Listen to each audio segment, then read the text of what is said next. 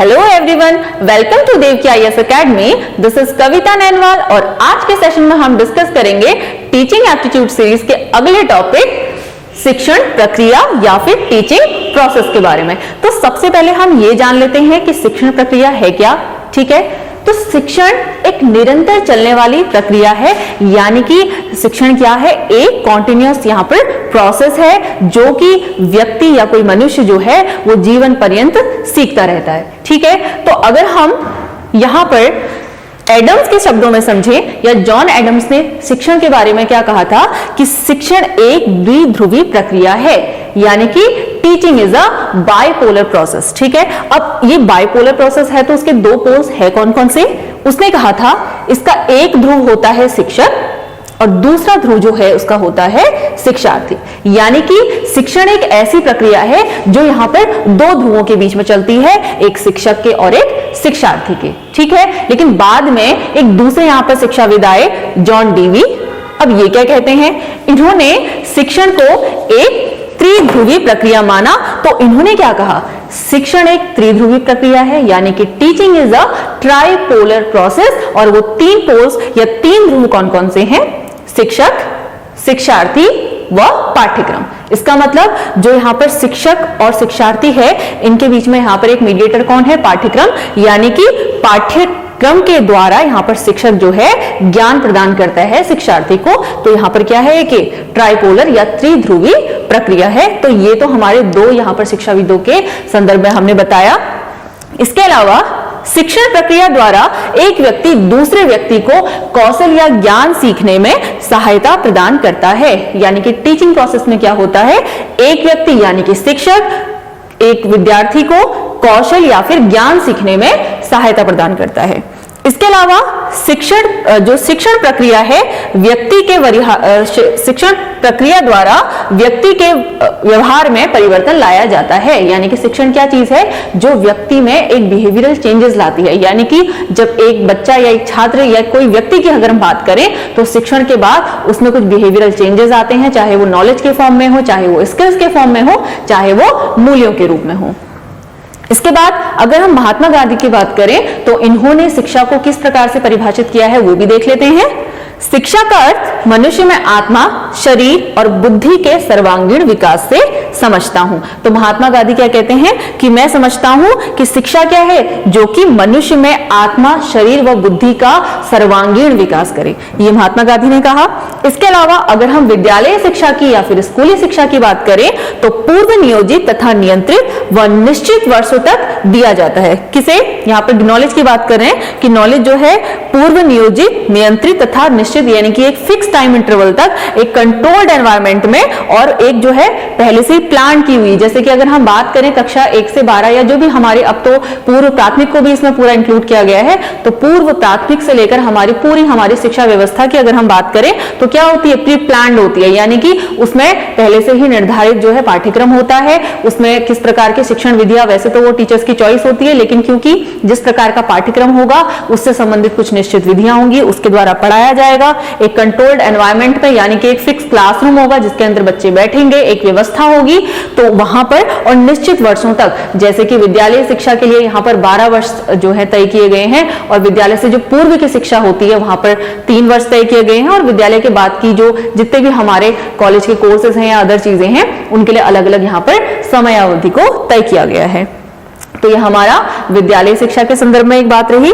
इसके बाद अगर हम शिक्षण प्रक्रिया या फिर शिक्षण जो है उसके अगर हम चरों की बात करें तो यहाँ पर 3 चर होते हैं। पहला है स्वतंत्र चर। स्वतंत्र चर जैसा कि नाम से स्पष्ट है, इंडिपेंडेंट जो होगा यहाँ पर कौन होगा, अध्यापक या फिर शिक्षक। ठीक है, अब वो इंडिपेंडेंट किस सेंस में होगा, इंडिपेंडेंट से मतलब ये है कि जो अध्यापक है जब वो कक्षा में शिक्षण कर रहा है तो वो उसकी अपनी चॉइस होगी, उसको इस बात की स्वतंत्रता होगी, वो किस प्रकार से यहाँ पर शिक्षण कार्य करेगा, किन विधियों का चयन करेगा, किस प्रकार के शिक्षण सहायक सामग्री वो कक्षा में लेकर आएगा, तो उसके लिए यहाँ पर अध्यापक स्वतंत्र है, इसलिए इसको कहा गया है स्वतंत्र चर। इसके बाद अगला चर है आश्रित चर, जो कौन होता है, विद्यार्थी या शिक्षार्थी। अब वो आश्रित चर क्यों है, क्योंकि वो पूरी तरह से यहाँ पर निर्भर है किसके ऊपर, जो हमारा अध्यापक है या स्वतंत्र चर है उसके ऊपर निर्भर है, क्योंकि शिक्षक जैसा कक्षा में पढ़ाएगा, जिस प्रकार के जो निर्देश है वो कक्षा में देगा, वो एक छात्र को फॉलो करने होते हैं। तो जो विद्यार्थी है वो क्या है, एक आश्रित चर है अध्यापक पर। उसके बाद तीसरे चर की बात करें, जो हस्तक्षेप चर है वो क्या है, पाठ्यक्रम या फिर शिक्षण विधियां प्रविधियां। यहां पर मुख्य रूप से हम पाठ्यक्रम की बात करेंगे। तो हस्तक्षेप चर यानी कि कौन सी ऐसी चीज है, इसको लेकर ही यहां पर अध्यापक जो है शिक्षण कार्य यहां पर करता है और जो है विद्यार्थी का यहां पर अधिगम करवाता है। ठीक है, तो यहाँ पर हस्तक्षेप चर हो गया पाठ्यक्रम, जिसके द्वारा शिक्षण प्रक्रिया को बढ़ाया जाता है। तो ये हमारी शिक्षण प्रक्रिया की यहाँ पर डेफिनेशन हो गई।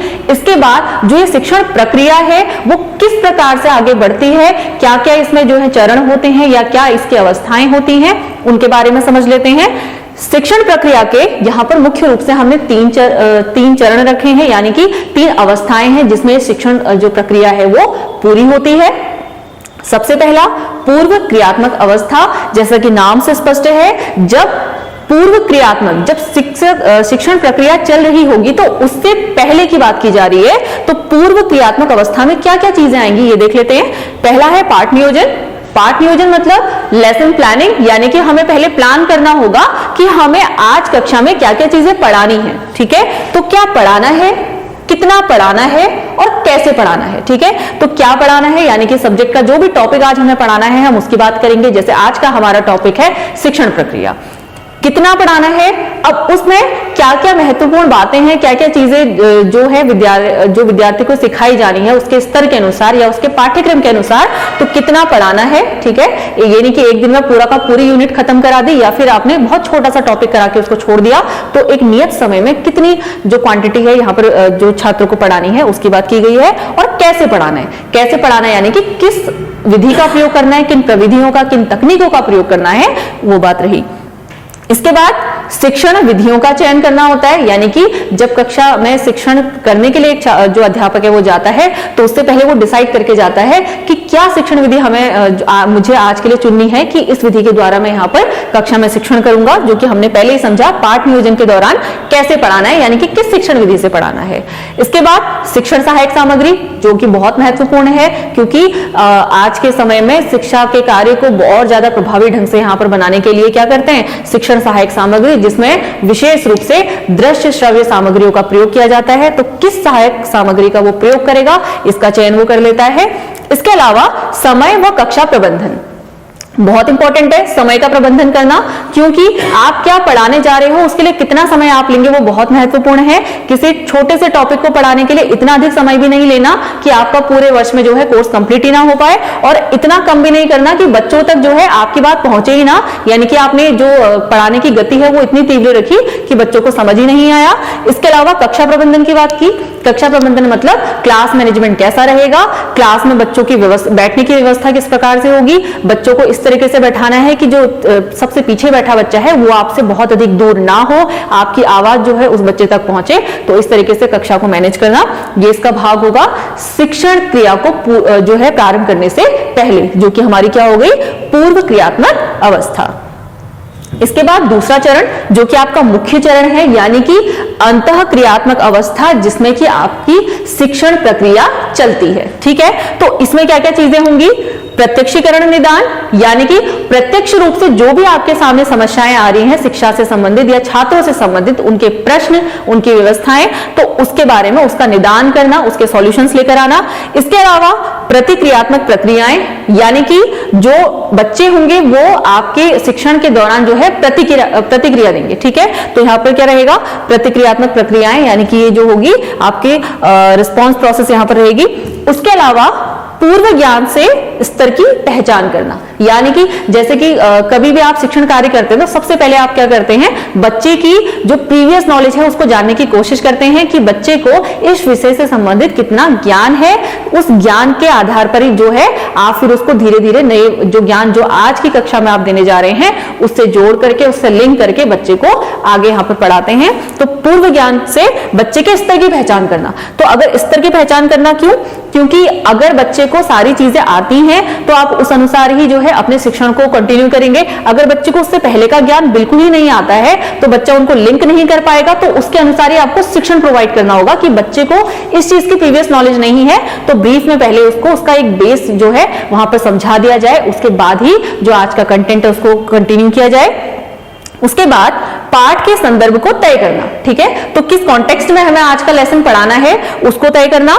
इसके बाद क्रम व्यवस्थित करना, जब भी हम कोई चीज पढ़ाते हैं उसकी एक सीक्वेंस होनी चाहिए। जैसे कि आज हमने कोई थ्योरी पढ़ानी है तो क्या करेंगे, हम उस थ्योरी को पढ़ाएंगे, उससे संबंधित एग्जांपल्स देंगे, उसके बाद उस पर बेस्ड कुछ एप्लीकेशन उसकी समझाएंगे और फिर क्वेश्चनिंग करेंगे। ऐसा नहीं होगा कि हमने पहले एप्लीकेशंस बता दी फिर आप थ्योरी बता रहे हैं उसके बाद फिर कहीं उदाहरण लेकर आ रहे हैं। तो किसी भी शिक्षण प्रक्रिया का एक निश्चित क्रम होता है, तो उसे क्रम में व्यवस्थित करना अपने पाठ को।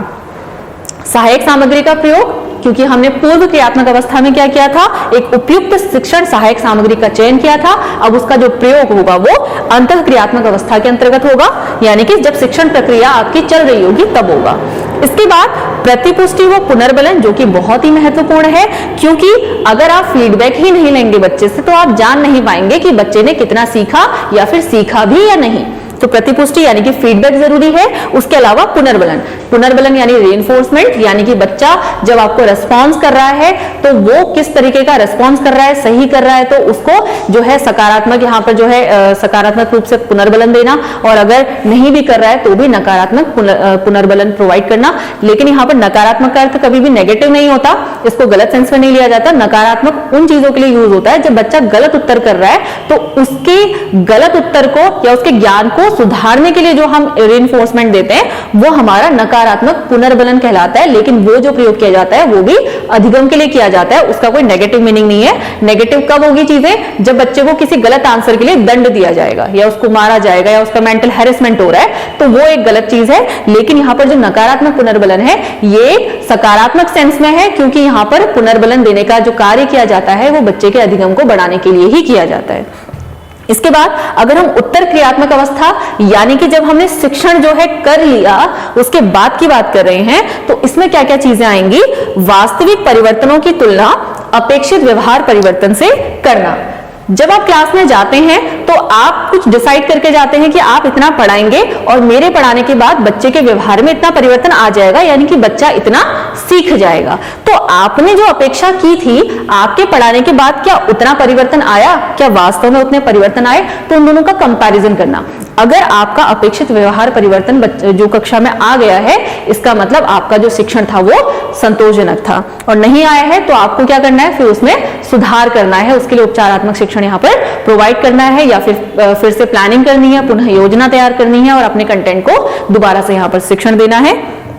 उसके बाद मूल्यांकन की उपयुक्त विधि का चयन करना, जिस प्रकार का विषय होगा, जिस स्तर की कक्षा होगी उसके अनुसार ही इवैल्यूएशन के लिए एक जो है प्रॉपर मेथड यहाँ पर यूज करना।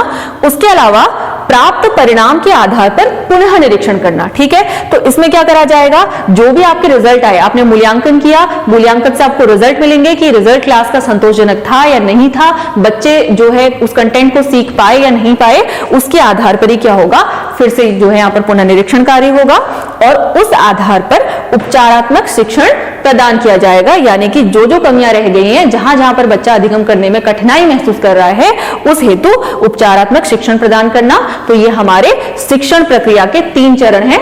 पूर्व क्रियात्मक यानी कि कक्षा प्रारंभ होने से पूर्व, अंतः क्रियात्मक कक्षा के दौरान और उत्तर क्रियात्मक कक्षा शिक्षण के बाद। तो ये 3 चरण रहे, इसके बारे में हमने समझा। तो ये हमारा शिक्षण प्रक्रिया का टॉपिक कंप्लीट हुआ। आई होप आपको आज का वीडियो अच्छा लगा हो। Thank you.